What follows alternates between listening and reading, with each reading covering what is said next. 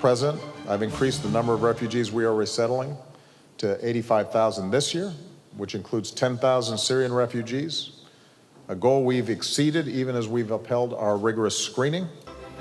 And I called for the summit because we all have to do more.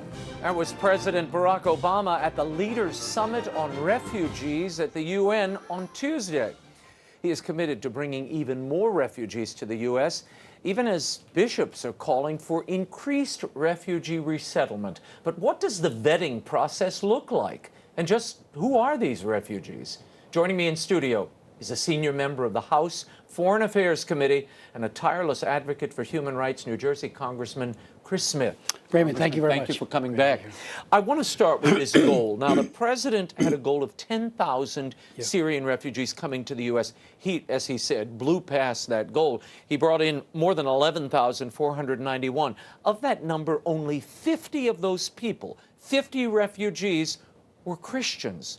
Why is that number so small, given that the State Department and this administration has defined Christians as being subject to a genocide in the Middle East? Raymond, for 3 years, and I've held 7 congressional hearings on the plight of the Christians, the Yazidis, the minority faiths in both Iraq and in Syria. And we pushed hard. We had a House vote. At the end of the day, it was almost unanimous. We had both sides of the aisle saying this is a genocide.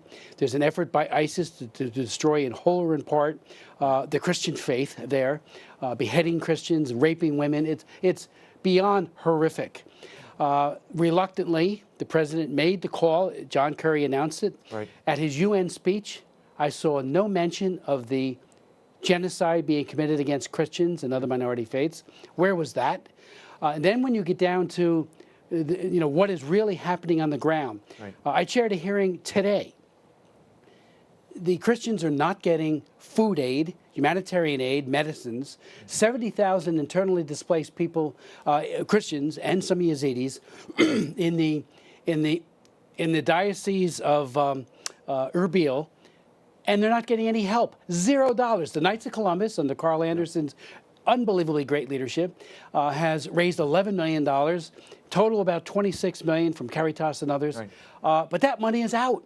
And you have all these people, winter fast approaching, so the bill would prioritize humanitarian aid to those individuals so we don't see death as well as sickness. On the refugee part, as you point out so correctly, approximately 50 Christians.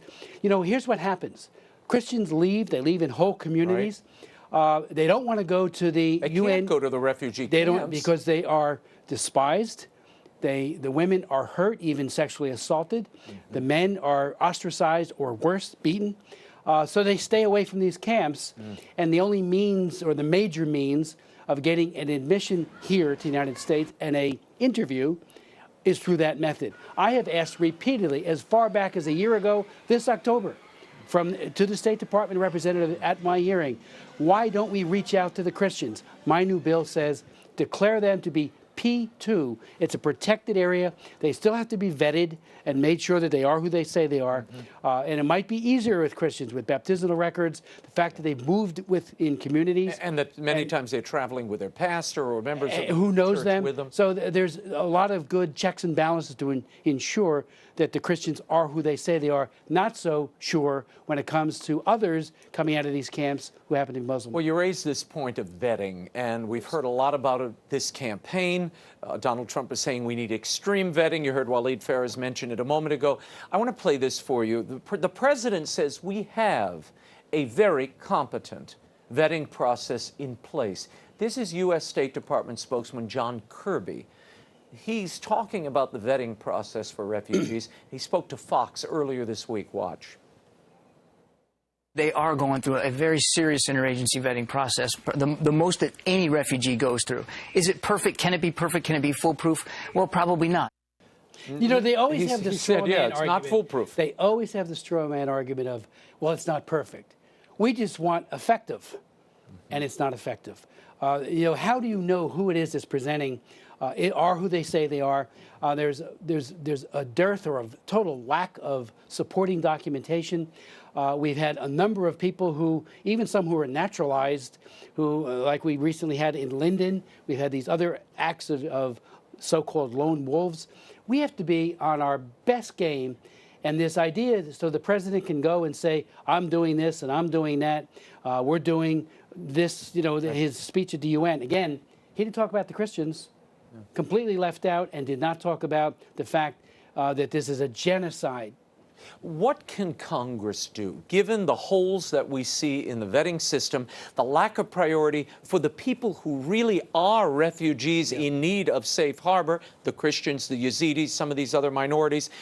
Can't Congress strip the appropriation? You've got a $2 billion refugee appropriation. You could take that out of the next annual budget, couldn't you? Well, a lot of the refugee money gets really commingled with the idea of refugee provision of health care, goes to the UNHCR, UN High Commissioner for Refugees.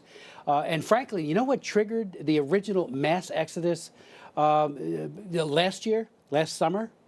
It was the fact that there was a huge cut by the international community, and that includes us, to the World Food Program and to refugee assistance in country.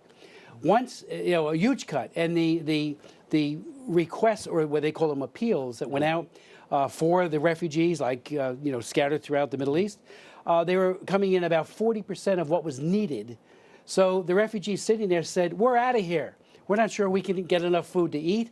Our kids aren't getting an education," and began the mass migration. And once it became a walk, it became a stampede into Europe. And that's why we're dealing in large part with this refugee crisis. People are not staying in place because of that lack of funding to help them live and get medicine and shelter. I want to put something up on the screen. The Pope this week had this to say. It was at a meeting with alumni from Jesuit schools. He was in Rome. This is from Saturday. And Pope Francis was encouraging Europeans, and by proxy, everyone in the world, to welcome refugees into their homes. He said, "Remember that authentic hospitality is a profound gospel value that nurtures love and is our greatest security against hateful acts of terrorism." Do you believe, Congressman Smith, that welcoming, the problem is we're not welcoming enough refugees, and if we did that, the terrorism would stop? Well, we're a nation of immigrants. We're a nation of refugees.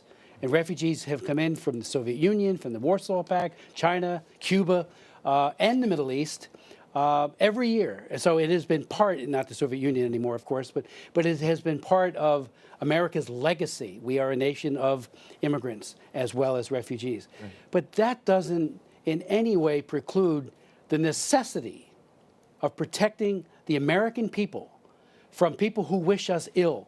We know that ISIS has said they seek to integrate their bombers and killers with people who are making this trek. And they seem to be doing a good job in Europe. Also, a very good job, sadly, a terrible job in terms of safety of Europeans.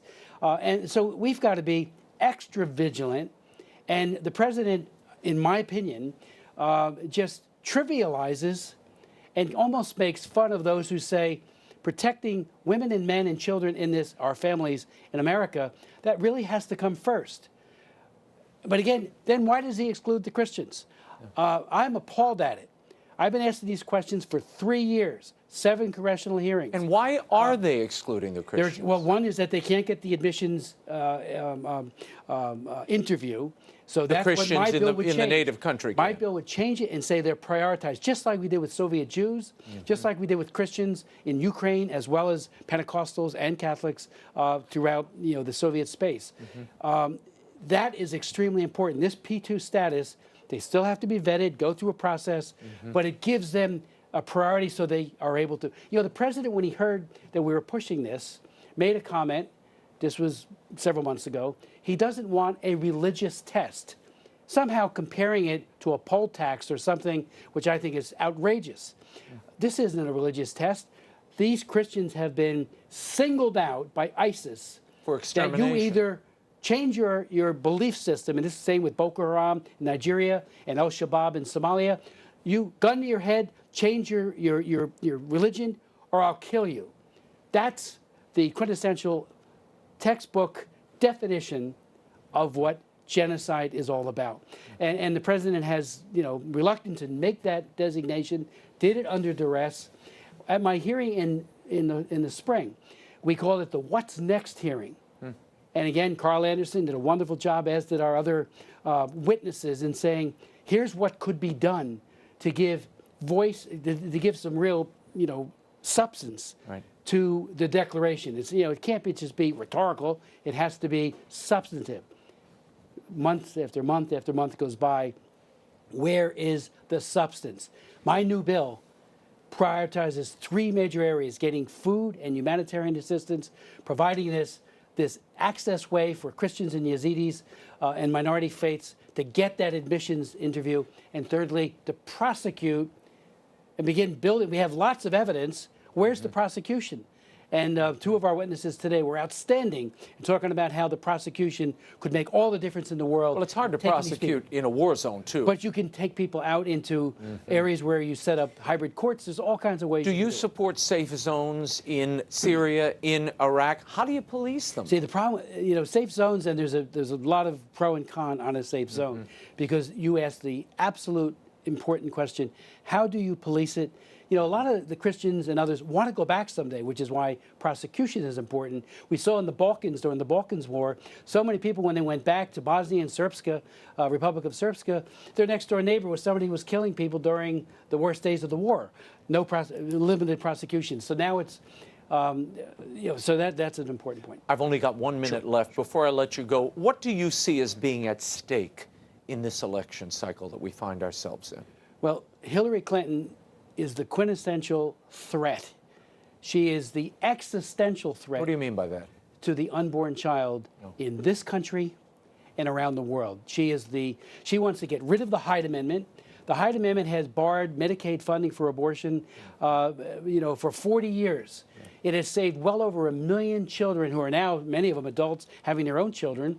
We know when there's no subsidies for abortion, that about 25%, different estimates, of the women do not go through with the abortion. It's not being facilitated by the state. And those children are born, and they go on to play soccer, get married, and go to school and everything else. She will push abortion globally, in Africa, Latin America. The Sustainable Development Goals has language in it that says you want to ensure universal access to reproductive rights. She will use that as her entree to promote abortion globally. And every single pro-life law, state and federal, passed in the last decades will be at risk by a Supreme Court that she will pack with litmus-tested pro-abortion judges who will, if she doesn't do it by legislation or executive order, will eviscerate every pro-life policy we have. Anyone who votes for Hillary Clinton will be directly responsible for making the protection of unborn children nearly impossible, as well as, and this is important, Raymond, as well as conscience rights. The churches will be under siege, as well as the hospitals. Congressman Smith, got to run. Thank you so much for being here. We will check in with you in the days ahead.